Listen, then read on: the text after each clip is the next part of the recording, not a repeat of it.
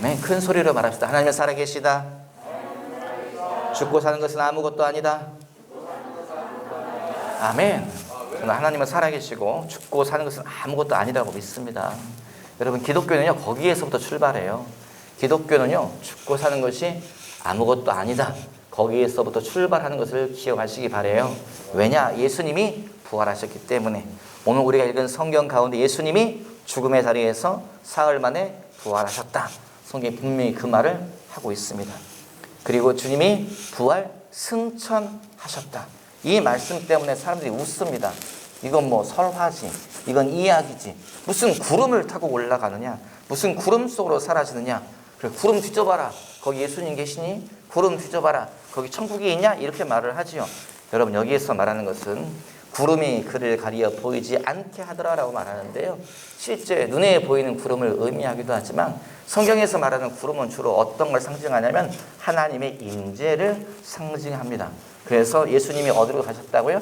하나님의 임재 속으로 들어가셨다. 하나님이 계신 곳으로 가셨다. 하나님의 보좌 우편에 올라갔다. 이렇게 해석하면 빨리빨리 이해가 될 거라고 믿습니다. 여러분, 교회는 무엇 하는 곳일까요? 교회는 어떤 곳일까요? 오늘 우리가 읽은 성경 가운데 예수님이 분명히 말씀하셨어요. 여러분, 교회가 뭐 하는 곳입니까? 교회는 싸우는 곳이죠. 교회는 뭐 하는 곳입니까? 장로님이 목사님을 감시하는 곳이죠. 교회는 뭐 하는 곳입니까? 목사가 장로를 물어뜯는 곳이죠. 여러분, 그렇습니까? 아니죠. 교회는 그런 곳이 아닙니다. 교회는 어떤 곳이에요? 우리가 읽은 성경 가운데 분명히 쓰여져 있습니다. 뭐라고 되어 있어요? 예수님이 하신 말씀 4절 한번 읽어봐요. 시작. 사도와 함께 모이사 그들에게 분부하여 이르시되 예루살렘을 떠나지 말고 내게서 들은 바 아버지께서 약속하신 것을 기다리라. 5절. 요한은 물로 세례를 베풀었으나 너희는 몇 날이 못되어 성령으로 세례를 받으리라 하셨느니라. 교회는 어떤 곳이냐면요, 성령 세례를 받는 곳이 교회입니다. 여러분, 교회에 속한 우리 모두는요, 성령 세례를 받아야 돼요. 이걸 기억하셔야 돼요. 아니, 성령 세례가 무엇입니까? 좀 이론적인 이야기를 하자면 제자들은 어떤 자들이에요? 제자들은 예수님을 하나님의 아들이요, 그는 메시아요라고 고백한 자들이 제자들입니다. 여러분, 이 고백은 성경에 보면 우리 입으로, 우리 자의로 말할 수 없는 거예요. 이곳에 모인 모든 분은 예수님을 주와 그리스도로 인정하고 믿는 분이라고 믿습니다. 큰 소리로 말해서 예수님은 주님이시다. 예수님은 하나님의 아들이시다. 아멘. 이것은 내 힘으로 안 나온다는 거예요. 성령이 내 안에 계셔야 이것이 믿어지고 입으로 나온다는 거예요. 우리 속에 이미 성령이 와 계심을 믿으십시오. 12제자 120 제자들도 다 이것을 믿고 모인 자들이에요. 다 아는 자들이에요. 그런데 주님이 뭐라고 말씀하세요? 아니, 그러면 성령이 이미 속에 계신데 또 뭐라고 그러세요? 성령으로 세례를 받으리라. 너희 안에 성령이 계신 거 내가 알고 있지만 그러나 너희는 성령 세례를 받아야 된다. 임재하신 성령 말고 능력으로 임하시는 그 성령 받아야 된다. 그거 기다려야 된다. 주님이 당부하시는 거예요.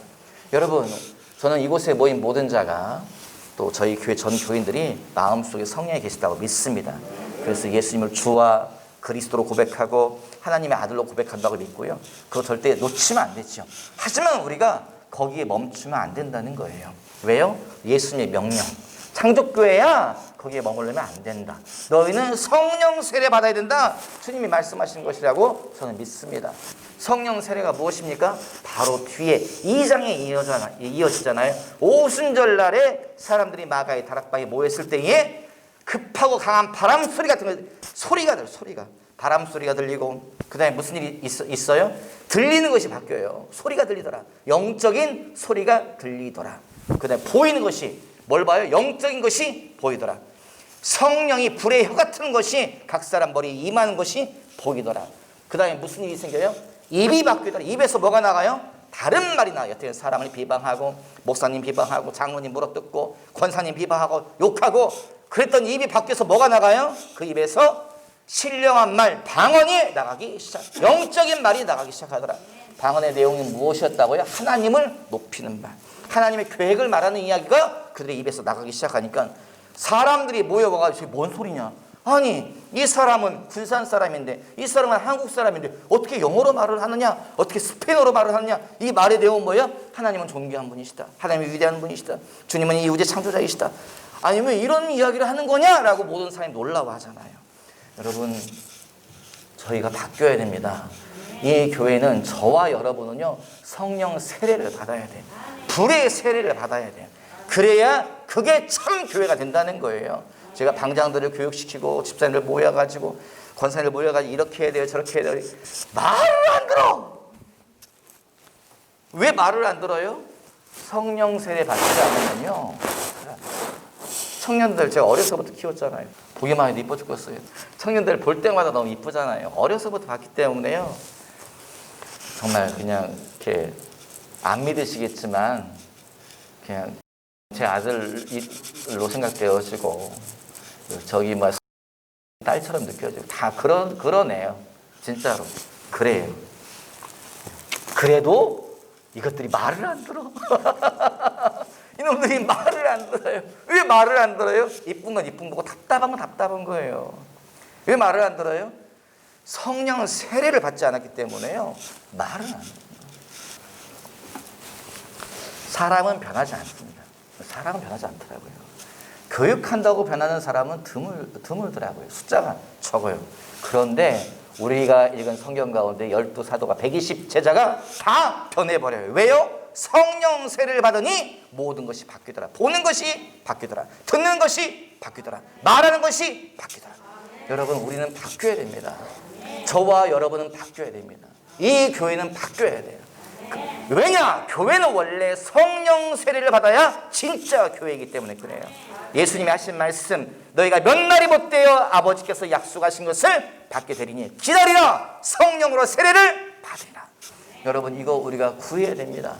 저희는 청년들이요, 저와 여러분 모두가 다 이것을 구하시는 저와 여러분 되시기 바랍니다. 성령 세례를 받으면, 예수님이 하신 말씀에 뭐라고 말씀하셨어요? 너희가 성령 세례를 받으면 너희에게 무슨 일이 일어나는가? 8절 읽어보지요. 시작. 오직 성령이 너희에게 임하시면 너희가 권능을 받고 예루살렘과 온 유대와 사마리아와 땅끝까지 이르러 내 증인이 되리라 하시니라. 교회는 여러분 뭐 하는 것이 교회냐?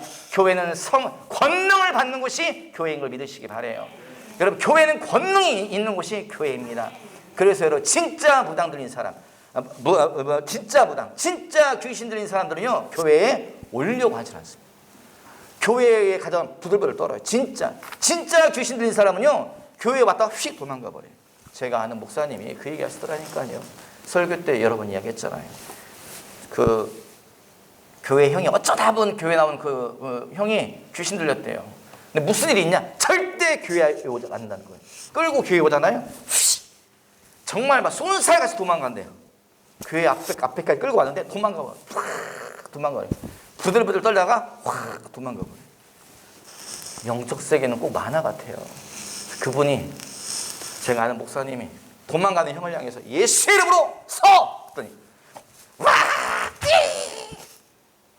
예수의 이름으로 돌아서 예수의 이름 내 앞으로 와! 이게 장난 같죠, 여러분? 영적 세계의 실제입니다. 귀신들은 실제로 그렇게 움직여요. 예수의 이름에, 예수 이름의 권세에. 여러분, 교회는요, 권능이 있는 곳이 교회예요. 저와 여러분에게 뭐가 있어요? 예수 이름에 권능이 있는 걸 믿으시기 바랍니다, 여러분. 믿으시고 이걸 사용하셔야 돼요. 교회는 권능이 있는 곳이에요. 여러분, 초대교회를 생각해 보세요. 초대교회가 몇 명이요? 120명이에요. 120명인 교회가 전 세계로 2000년 동안 없어지지 않고 지금까지 존속하며 왔습니다. 그 사이에 많은 자가 잡혀 죽고, 사자 밥으로 죽고, 십자가에 묶여가지고 죽고, 나무에 매달려 불태워 죽이고. 여러분, 북한에서, 중국에서 지금도 무슨 일이 일어나고 있습니까? 박해와 고난과 환란이 일어나고 있어요. 그런데 교회가 없어지질 않아요. 그렇게 사람이 죽어나가는데, 그렇게 사람들이 순교하는데, 그렇게 깃털처럼 사람들이 목숨을 제거하는데도 불구하고 교회가 없어지지 않아요. 왜 교회가 없어지지 않습니까? 교회 안에 뭐가 있어요? 하나님의 권능이 있다는 거예요.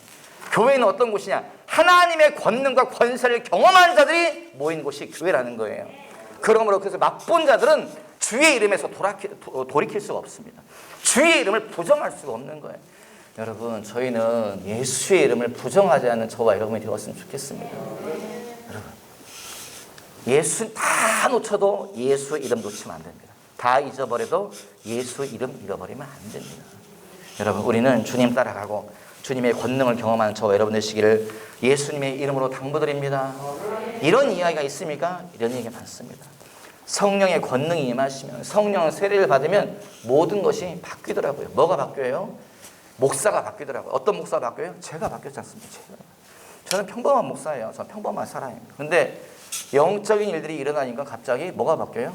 말하는 것이 바뀌고, 듣는 것이 바뀌고, 보이는 것이 바뀌고, 바뀌더라고요. 설교가 바뀌고, 친구 목사가 전화가 왔어요. 저에게요. 뜬금없이 전화가 왔어요. 목포에 살고 있는 친구 목사가 전화가 와서 내 번호 어떻게 알았어? 그랬더니 야, 너 죽었는지 살았는지 아무리 찾아도 너를 아는 자가 없더라. 교단 떠났고 다 연락이 끊겨가지고요. 저를 아는 사람이 없더라고 얘기를 하더라고요. 내가 그래서 마지막 수단에 인터넷 검색하니까 네 설교 떠있더라. 네 설교가 떠있어서 네 설교 들어봤다. 연락처 알아가지고 전화한 거야 라고 말하더라고요. 그러면서 하는 이야기, 설교 얘기를 하기 시작해요. 그 친구 목사님이, 야, 너 설교를 어떻게 그렇게 하니? 왜? 그랬더니 너 설교 왜 이렇게 힘이 있냐? 이제 자기 자랑을 좀 하겠습니다, 여러분. 네 설교가 왜 이렇게 힘이 있냐? 너 설교를 왜 이렇게 재밌게 하냐? 친구가 그러더라고요. 나는 네가 그런 사람인 줄 몰랐다라고 얘기하더라고요. 내가 알고 있는 너는 옛날에 세상적인 말 찌글찌글 별 볼 일 없는 사람, 평범한 사람, 그런 사람인데 너 어떻게 그렇게 설교를 하니? 라고 말하더라고요. 제가 할 수 있는 말은 뭐예요? 딱 하나예요. 성령 받으니까 그러더라. 불같은 성령이 임하시니까 그러더라. 예, 제 경험입니다.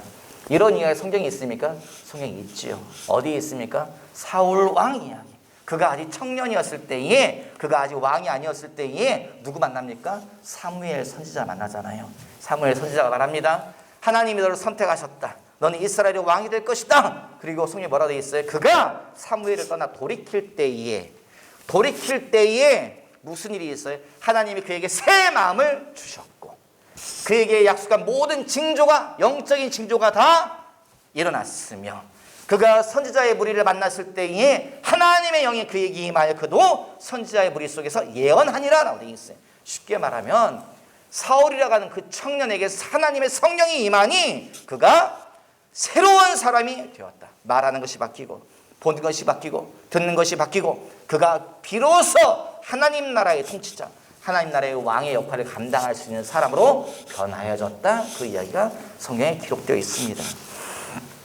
여러분, 성령이 임하시면, 성령의 권능을 경험하면 모든 것이 바뀌는 것을 기억하시기 바랍니다.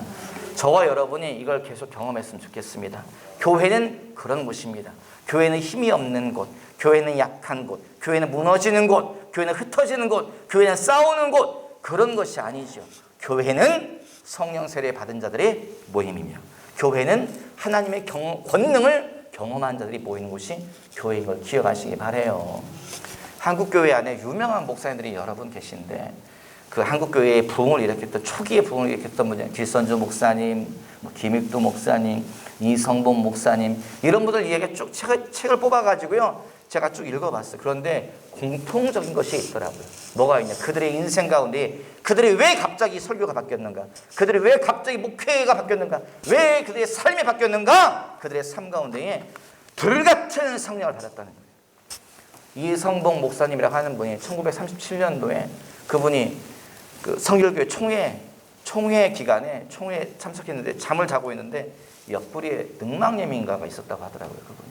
그래서 고통스러워서 기도하고 있다가 잠들었는데 꿈에 김익두 목사님이라고 하는 그 당시에 유명한 부흥 강사 오셔가지고 옆구리에 손을 대고서 안수기도 해주대요. 안수기도한 순간에 이쪽으로 갑자기 불이 확 들어가면서 깜짝 너무 뜨겁고 놀라서 깼다는 거예요. 깼더니 뭐예요? 꿈이고요.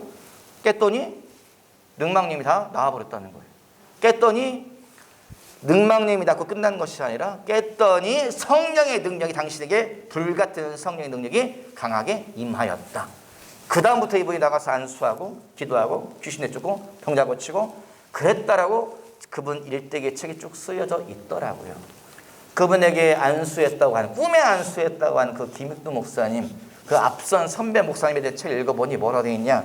그분이 원래 깡패였다가, 유명한 깡패였다가, 술 좋아하시는 분들 죄송합니다.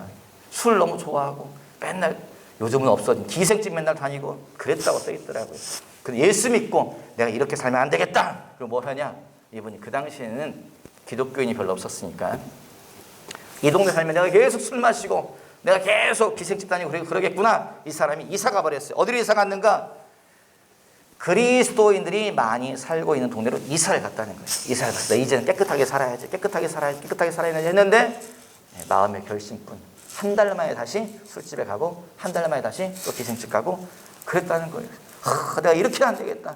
내가는 이렇게 살고 싶지 않아. 몸부림을 치면서 성경을 다시 읽고 기도하기 시작했다. 기도하는데 오늘 갑자기요, 벼락이 떨어지더래요. 벼락이 떨어지고 얼마나 뜨거우니까 막, 뜨거워, 벼락이야! 뭐 깨가지고요, 벌떡 뛰었는데 뛰는 순간에 자기 잠자고 있던 침상에서 떨어졌대요. 막 누가 뛰어왔냐? 옆방에 자고 있던 어머니가 뛰어가지고, 아들아, 왜 그러느냐? 벼락이 떨어졌어요, 어머니. 뭔 벼락이냐? 너 정신 좀 차려라. 너 무슨 그런 심한 꿈을 꾸니? 눈을 떠보니 꿈이라고. 그런데 그게 벼락이 아니고 뭐예요? 성령의 불을 받았다. 불세례를 받았다. 그 다음부터 이분이 김익두 목사님이 한국교회에 대부흥을 일으키신 분이십니다. 여러분, 평범한 목사, 평범한 술꾼, 평범한 죄인이었는데 이 사람이 왜 바뀌어요? 성령의 불세례를 받으니 사람이 바뀌어졌다. 성령의 권능을 받으니 경험하니 사람이 바뀌어졌다. 여러분, 바뀌어지시는 저와 여러분 되시기를 주님의 이름으로 부탁을 드립니다. 아멘. 우리 그 성경 가운데 뭐라고 써있나 보지요? 8절 한번 다시 한번 읽어봐요. 시작. 오직 성령이 너희에게 임하시면 너희가 권능을 받고 예루살렘과 온 유대와 사마리아와 땅끝까지 이르러 내 증인이 되리라 하시니라. 교회는 뭐 하는 곳이냐? 땅끝까지 가는 곳이 교회입니다. 교회는 여러분 건물 짓는 것이 교회가 아닙니다. 교회는 사회사업하는 것이 교회가 아닙니다. 해야 되죠. 필요하죠. 하지만 교회의 주 사업은 무엇이냐? 땅끝까지 가는 거예요. 영혼 구원을 위해서, 전도를 위해서, 선교를 위해서 땅끝까지 가야 되는 것이 교회인 것을 기억하시기 바라요. 여러분, 우리는 이것을 위해서 부름을 받았습니다. 주님의 명령은 주님의 명령이에요. 교회는 그거 하라고 주님이 세운 것이 교회입니다. 이것은 제 주장이 아니에요. 제 견해가 아닙니다. 주님의 명령이에요. 주님의 지상 최대의 명령이 무엇이냐? 땅끝까지 이르러 내 증인이 되라. 땅끝까지 이르러 전도해라. 땅끝까지 이르러 영혼 구원하라. 이것이 주님의 명령인 것을 기억하시기 바라요. 여러분, 깃발은 펼쳐졌습니다. 선교의 깃발은 펼쳐졌어요. 창조교회 안에 주님이 깃발은 펼치셨다니까. 여러분, 뭐 해야 돼요? 쫓아가면 되는 거예요. 주님의 명령은 분명합니다. 여러분, 인생은 짧아요. 인생 짧습니다. 네. 제 딸이 와가지고 그래요. 아빠, 머리카락 다 어디 갔어? 아빠, 늙지 마세요. 오래오래 사세요. 나 아빠 나이 먹는 거 싫어. 딸들이 그러더라고요. 애들이. 그래서 야, 괜찮아. 저 진심으로 하냐. 딸아, 머리카락 빠져 괜찮아. 안 괜찮아. 딸이 괜찮아. 나이 먹어도 괜찮아. 늙어도 괜찮아. 죽어도 괜찮아. 딸아. 하나님이 살아계시다. 영원한 나라가 기다리고 있다. 인생은 짧다. 주님이 향해서 달려가면 돼. 제가 그 얘기를 제 딸들에게 해요. 딸들은 저를 너무 사랑해가지고 머리카락 빠지는 제 아빠를 보고서 너무 가슴 아파하더라고요. 괜찮습니다, 여러분. 괜찮아요. 인생은 지나갑니다. 인생은 빠르게 지나갑니다. 여러분, 100년 뒤에 이곳에 있을 사람 아무도 없습니다. 죄송하지만 100년, 학원에는 있을 줄 믿습니다. 갓난하게 우리 하원이는 100년 뒤에 꼭 과학기술이 더 발달해가지고 건강하게 무병장수했으면 좋겠어요. 하지만 제가 생각하기에 이곳 지금 장성한 자들로 모여있는 저희 중에 100년 뒤에 이곳에 있을 자가 아무도 없습니다. 인생 막 지나가죠. 짧은 인생입니다. 뭐 해야 되겠습니까? 여러분, 주의 말씀에 마음을 둡시다. 하나님의 명령에 마음을 둡시다. 어차피 지나가는 인생, 지금 뭐 재물을 쌓아두고 사업체를 일으키고 사람을 많이 모으고 100년 뒤에 그거 제 거 아닙니다. 우리 거 아닙니다, 여러분. 그거 다 없어져 버리고 흩어질 거예요. 주님의 말씀만 남습니다. 주의 명령 따라 한 것만 남습니다. 여러분, 주님의 말씀에 마음 두시기 바래요. 땅 끝까지 이르러 복음을 전하라.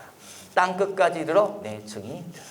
여러분, 제가 다음 주에 제주도를 가려고 그래요. 선교 때문에요. 이 와중에 제주도를 가야 되겠습니까? 이게 지금 무슨 상황입니까, 여러분? 교회 재정이 많이 없어요, 이제. 없어요. 선교할 돈이 없고. 교회 가면은 또 비행기 티켓 들어가야죠. 뭐 해야 되죠. 주님. 1년 동안, 2년 동안 열심히 했는데 이렇게 되면 곤란합니다, 주님. 이러시면 곤란합니다. 제가 기도를 했어요, 주님. 이러시면 곤란합니다. 이거 그럼 선교하지 말라는 뜻인가요? 어떻게 해야 되나요? 제가 계속 기도를 했어요. 그리고 좀 집중적으로 기도를 좀 했어요. 돈 안 주시면 주의 뜻으로 알고 안 가겠습니다, 그랬어요. 네. 제가 배운 것도 있고 그래서 돈 안 주시면 주의 뜻으로 알고 안 가겠습니다, 그랬어요. 그 기도 딱 하자마자 누가 또 돈을 갖다 주시더라고요. 깜짝 놀랐어요. 그랬더니 또 핑계거리 또 생겼어요. 갑자기 뭐예요? 코로나가 확 퍼지는 거예요. 그리고 제주도 학교에 전화를 해가지고 상황이 이러이러하기 때문에 목사님 조금 제가 판단을 유보시키고 못 갈 수도 있습니다. 다 밑밥을 다 깔아놨어요. 여러분, 이 와중에 꼭 선교를 가야 되겠습니까? 이 와중에 꼭 저희가 이 교회가 어려운데 꼭 선교를 나가고 해야 될까요? 제가 그렇게 기도해. 주님, 꼭 이런 데 가야 됩니까? 꼭 이렇게 일을 추진해야 되나요? 안 갈 이유가 너무 많습니다. 갑자기 주님 뭐 하나 딱 건드리더라고요. 마음 깊은 뭘 딱 하나 건드려요. 뭘 건드리냐? 이렇게 말씀하시더라고요. 너는 왜 자꾸 안 갈 조건만 찾고 있니? 주님 그러시더라고요. 너 왜 안 갈 조건만 찾고 있냐? 주님 그러시더라고요. 가는 쪽으로 한번 생각해봐라 그러시더라고요, 주님이요. 저한테 진짜 딱 하나. 가는 쪽으로 생각을 해봐라. 그리고 생각해보니까 여러분, 모든 것이 다르게 생각되어지더라고요. 모든 것이. 왜냐? 초대교회는 죽어가면서까지 전도했더라고요. 초대교회는 교회가 없어지는데도 선교했더라고요. 누가요? 스데반 집사의 순교로 인하여 교회가 흩어졌어요. 예루살렘에 있는 모든 교회가 사도들 빼고 다 흩어졌어요. 교회가 다 없어져 버렸어요. 그런데 그들이 흩어지면서 뭐 했다고요? 가서 전도하였더라. 그들이 흩어진 거 전도함으로 말미암아서 교회가 생겨나고 이방에 복음이 전파되어졌더라. 제가 기도했던 게 주님, 이 와중에 무엇 해야 됩니까? 코로나 상황 때문에 모든 것이 다 멈춰져 있는데, 코로나 상황으로 인해서 모든 것이 어려운데 무엇 해야 됩니까? 주님이 떠오르게 하신 말씀이 그거예요. 초대교회가 모든 것이 멈춰져 있다고 생각할 때 그들은 가서 전도했다. 그들은 가서 선교했다. 그들은 가서 복음 전했다. 너도 갈 생각해야 되지 않겠니? 주님이 성령께서 제 내면의 음성으로 그렇게 말씀하셨습니다. 여러분, 8절 마지막에 뭐라고 되어 있습니까? 내 증인이 되리라. 여러분, 교회는요, 다른 거 하는 곳이 아닙니다. 증인 되는 거예요. 예수님은 하나님의 아들이시다. 예수님은 부활하셨다. 예수님은 하나님의 보좌 우편에 앉아 계시다. 예수님은 다시 오십니다. 여러분, 이 증인 되는 것이 교회입니다. 이거 다 잊어버리면 여러분, 교회는 이상한 거 가지고 싸웁니다. 교회는 이상한 거 가지고 부딪혀요. 제가 지난번에 이제 아시는 분들은 아시지만 저희 교단은 기독교 대한복음교회라고 하는 교단입니다. 교회 위에 교회들의 묶임인 교단이 있어요. 교단들의 연합체가 한국에 4개가 있는데 저희는 NCC라고 하는 곳에 가입되어 있어요. 한국기독교교회연합회가 교회 하여간에 그런 저희는 교회 연합회에 가입되어 있어요. 또 어디 한기총, 한교 이렇게 있습니다. 다 있어요. 거기에 가입되어 있어요. 그런데 거기에서 제가 올해 지방회장이 되면서 NCC 대의원 당연직이래요. 지방회장이 당연히 NCC가 투표를 행사할 수 있는 그런 회원, 대의원 자격이 있기 때문에 회의 참석해야 된다고 해서 가자고 하더라고요. 제가 물어봤어요. 무슨 회의냐고 했더니 특별한 건 아니고 다만 새 임원들을 선출하는데 임원들은 이미 다 내정되어 있다라고 이야기하더라고요. 그 교단별로 안배해가지고 어느 교단에서 총회장, 어느 교단의 부회장 다 뽑아져 있고 다만 오늘 회의는 추인, 대의원 안에서 인정하는 그런 회의니까 뭐 부담 가질 거 없고 가서 2시간 회의하고 내려오면 돼요. 하더라고요. 갔어요. 서울에 가서 성공회 대성당에서 NCC 회의가 있었습니다. 성공의 대성당이 저희에게 큰 의미가 있는 곳이에요. 왜 의미가 있냐? 제가 스승으로 생각하는 대찬독 신부님 장례식이 그곳에서 있었습니다. 신부님 관이 앞에 있었고 거기서 장례식이 있었습니다. 신부님 세상 떠나시고 난 다음에 신부님 사모님, 제인자매님 장례식이 그곳에서 있었습니다. 저는 거기 참석했었어요. 그곳에서 NCC 회의가 있는 거예요. 참석했어요. 형식적인 절차가 쭉 진행되더라고요. 그렇게 끝나는 줄 알았습니다. 근데 마지막에 뭐가 나와요? 뭘 나오냐? 결의문, 성명서가 나오더라고요. 이게 무슨 성명서인가? 내용을 들어봤더니 깜짝 놀랐어요. 소수자들을 응원하고 지지한다. 소수자 응원 지지. 이게 뭐냐면 소수자 응원 지지. 이게 뭔 소리야? 일단 한국교회가 지금 동성애라고 하는 것 때문에 아주 지금 시끄럽습니다. 하여간에 저는 동성애는 죄라고 생각합니다. 성경이 그렇게 말하고 있기 때문에. 죄는 죄입니다. 동성애자들 폭로했지요. 그들을 불쌍히 여겨야 되죠. 그들을 미워하고 배척하자 그거 아닙니다. 동성애, 죄는 죄입니다. 성경이 분명히 말하고 있어요. 그런데 NCC 결의문 발표하더라고요. 소수자들을 지지하고 응원한다라고 하더라고요. 깜짝 놀랐어요. 앉아 있었습니다. 그런데 이제 장로교 통합 측, 한국에서 제일 크다고 하는 장로교 통합 측의 어떤 목사님이 마이크를 잡고 얘기하더라고요. 뭐라고 말씀하시는가? 소수자를 지지하고 응원한다고 하는 이 문구, 소수자라고 하는 문구 하나만 바꿔주십시오. 소외자라고 바꿔주십시오. 소수자라고 문구를 만든 것 때문에 우리 교단이 지금 너무 시끄럽습니다. 교단이 갈라지려고 하오니 NCC에 가입되어 있는 형제 교단들께서 우리를 배려해 주셔서 이 단어 한 글자, 소수자라고 하는 단어 한 글자, 소외자라고 바꿔주십시오. 라고 얘기했어요. 그랬더니 NCC 총무라고 하는 이홍정 목사님인가 그분이 마이크를 길게 잡고 쭉 이야기하면서 뭐라고 말씀하시는 것은 이 소수자라고 하는 표현은 사회과학적인 용어이기 때문에 이것을 바꾸기가 곤란하다. 가장 적합한 단어이다 라고 말하더라고요. 그리고 또 뭐라고 말하는가 하면 이 안건은 이미 지난 4월 달에 이 문건이 작성되어지고 각 교단에 다 배포되어진 다음에 의견을 취합해서 지금 여기까지 올라왔기 때문에 이미 4월 달에 이미 다 조정되어진 문건이기 때문에 여기서는 그냥 추임만 해주시면 됩니다. 절차적인 문제가 있습니다 라고 이야기를 하더라고요. 저는 거기 들으면 거기서는 성소수자라는 표현, 성자는 들어가 있지 않습니다. 하지만 누가 봐도 그것은 동성애를 지지하고 응원한다라고 하는 문건이었어요. 저는 그 자리에 앉아있기가 너무 힘들었습니다. 사실은 아무 생각 없이 끌려간 자리였어요. 아무 생각 없이 참석했던 자리고 이 흐름이 어떻게 강한지를 잘 모르겠더라고요. 처음 참석하는 회의였고 하지만 결국은 그것이 추인됐어요. 그래서 NCC 이름으로 결의문이 거기서 낭독되어지고 방송에서 봐서 다 찍고 방송된 걸로 알고 있습니다. 회의가 끝났어요. 끝난 다음에 기념사진 찍자고 하더라고요. 회의 참석한 모든 교단 대표들 나와서 사진 찍자라 하길래요. 전 나왔어요. 왜 나왔냐?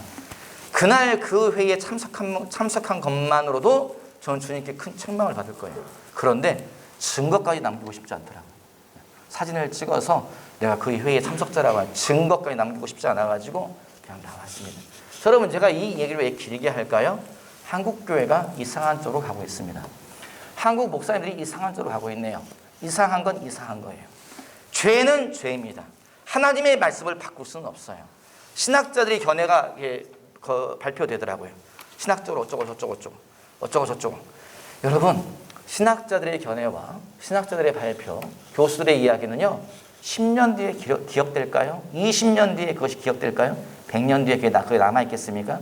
아닙니다. 그들의 이름도, 그들의 견해도, 그들의 논문도 다 지워질 거예요. 다 사장될 거예요. 다만 무엇만 남아요? 주의 말씀만 남습니다. 하나님의 말씀은 1.1획도 변함이 없어요. 여러분 제가 그냥 재밌게 표현하자면 여러분 목사 잘못 만났어요. 여러분 이상한 목사 만났습니다. 저는 원론적인 얘기 할 거예요. 저는 변함없는 이야기 할 거예요. 이 세상은 하나님의 말씀으로 만들어졌습니다. 주님이 말씀하셨어요. 빛이 있으라. 빛이 주님의 말씀 때문에 생겨났습니다. 이것도 주의 말씀이고 이것도 주의 말씀이고 모든 것이 다 주의 말씀이에요. 온 세상은 주의 말씀으로 이루어져 있습니다. 주의 말씀으로 만들어진 이 세상은 말씀의 원리를 따라 살아야 됩니다. 그런데 말씀을 변개하려고 그래요. 누가요? 신학자들이. 누가요? 교수들이. 누가요? 목사들이. 여러분, 주의 말씀은 변함이 없습니다. 신학자들의 이름으로 귀신이 나가지 않습니다. 신학자들의 이름으로 마귀를 굴복하지 않습니다. 예수 이름으로. 하나님의 말씀의 원리 입각에서 귀신들이 떠나가고 귀신들이 복종하고 귀신들이 굴복합니다. 여러분, 영적 세계는 실제예요. 교단이 우리를 구원하지 않습니다. 기독교 대한복음교회, 저는 어려서부터 이 교단에서 자랐죠. 하지만 교단이 주님의 말씀과 다른 데로 간다. 저는 이 교회 옮길 거예요. 이 교회를 교단에서 빼낼 거예요. 여러분이 찬성하지 않으면 저 이 교회 사임할 거예요. 그래서 여러분 분명히 아십시오. 저는 주의 말씀 따라갑니다. 저는 건물도 사람도 저는 여러분을 사랑하지만 전 끊을 거예요. 여러분. 전 끊을 거예요. 진짜예요. 전 주의 말씀 따라가지 사람 따라가지 않습니다. 이 교회를 교단에서 끄집어낼 거예요. 그리고 교단이 분명히 동성애에 반대한다라고 말하면은 저는 교단에 머물러 있을 겁니다. 다만 NCC에서 이 교단을 끄집어낼 거예요. 저는 교단이 우리를 구원하지 않습니다. 여러분, NCC가 우리를 구원하지 않습니다. 주의 말씀이 생명의 말씀이며 주의 말씀이 우리 영생을 주고 주의 말씀만 변함이 없어요. 여러분 기억하십시오. 영적 세계는 실제입니다. 영적 세계는 실제입니다. 하나님은 살아계시고 주의 말씀이 1.1획도 변함이 없습니다. 제가 말하는 것은 편협함을 가져라, 고집 피워라, 이런 이야기를 하는 것이 아니에요. 기독교인들은 포용성을 가져야 되죠. 우리 모든 사람을 다 사랑해야 됩니다. 다 용서해야 됩니다. 죄는 죄예요. 주님이 말씀하신, 주님이 죄라고 말씀하신 죄는 죄입니다. 그걸 기억하셔야 돼요. 동성애자를 공격하라, 무시해라, 차별해라, 그 말 하는 것이 아닙니다. 성경 말씀을 변개하면 여러분 주님께 책망받습니다. 성경 말씀을 변개하면 그것은 더 이상 교회가 아닙니다. 교회는 성경에서 뭐라고 되어 있어요? 교회는 그리스도의 신부다. 성경은 뭐라고 했습니까? 교회는 교회의 머리는 예수 그리스도다. 그런데 여러분, 교회가 지금 뭐 하고 있습니까? 목사님들이 뭐 하고 있어요? 머리 대신 예수님의 반대로 가고 있어요. 신랑 대신 예수님의 말씀과 거꾸로 가고 있어요. 이것은 교회가 아닙니다. 여러분 기억하십시오. 교회는 무엇입니까? 교회는 성령 세례를 받는 곳이 교회입니다. 교회는 무엇입니까? 성령의 권능이 머물러 있는 곳이 교회입니다. 교회는 뭐 하는 곳입니까? 땅끝까지 가는 것이 교회입니다. 교회는 어떤 곳입니까? 예수 그리스도의 증인되는 곳이 교회입니다. 여러분 정신 차리고 예수 믿읍시다. 인생이 짧습니다. 인생이 짧아요. 제 아버님 앞에서 이런 얘기 할 때마다 너무 쑥스럽긴 하지만 인생이 짧습니다. 제 아버님 나이가 올해 80이세요. 제 머릿속에 제 아버지는 젊은 아버지로, 젊은 아빠로 기록되어 있어요. 제 머릿속에. 저희 선산이 여기 성산에 있습니다. 오성산 자락에 저희 선산이 있어요. 어렸을 때에 추석에 그때는 뭐 자동차가 있으니까 뭐가 있으니까 버스 타고 성묘 가서 버스 기다리고 있는데 아버지가 정자나무 아래에 양복 입고 서 계신 거 제가 사진을 찍은 게 있거든요. 잘 나왔어요. 멋있게 나왔습니다. 제 머릿속에 제 원로 목사님은 그 모습으로 항상 기억되어 있어요. 하지만 아버님 연세가 벌써 80입니다. 여러분 제가 54시예요. 내일 모레 55입니다. 인생 막 지나갑니다. 무엇을 위해 살아야 될까요? 여러분 주의 말씀을 따라 삽시다. 우리 인생 끝나고 나면 주님 만나야 됩니다. 교수들 만나는 게 아니에요. 내 욕심 만나는 것이 아닙니다. 내 죄 만나는 것이 아니에요. 우리는 주님 만나야 돼요. 이 세상은 주의 말씀으로 만들어졌으면 학자들이 뭐라 하든 과학자들이 뭐라 하든 여러분 이 세상은 주의 말씀으로 만들어져 있고 말씀의 원리를 따라 움직이고 있고 우리 인생이 끝나면 살아계신 하나님 천지만물의 창조자 가장 위대하신 분 우리 그분 만나야 돼요. 그래서 여러분 말씀에 창념하시고 이 교회를 창조 교회를 진짜 교회로 한번 세워보는 저와 여러분 되시기를 주님의 이름으로 부탁을 드립니다. 기도하죠. 살아계신 아버지, 이 위중한 상황 가운데 주님의 아들과 딸들이 주님께 찬양하기 위해서 기도하기 위해서 모였습니다. 우리 예배를 받아주시고 하나님 이 시간에 주의 말씀을 함께 읽고 나누어 싸우니 주님 제가 제 생각으로 잘못 가르친 것이 있으면 다 지워주십시오. 주님의 말씀만 주의 가르침만 진리만 우리 모든 형제 자매들 심령 깊은 곳에 남아서 살아 숨쉬며 싹트며 꽃피며 열매 맺게 하여 주시옵소서. 감사하며 예수님의 이름으로 기도하였습니다. 아멘.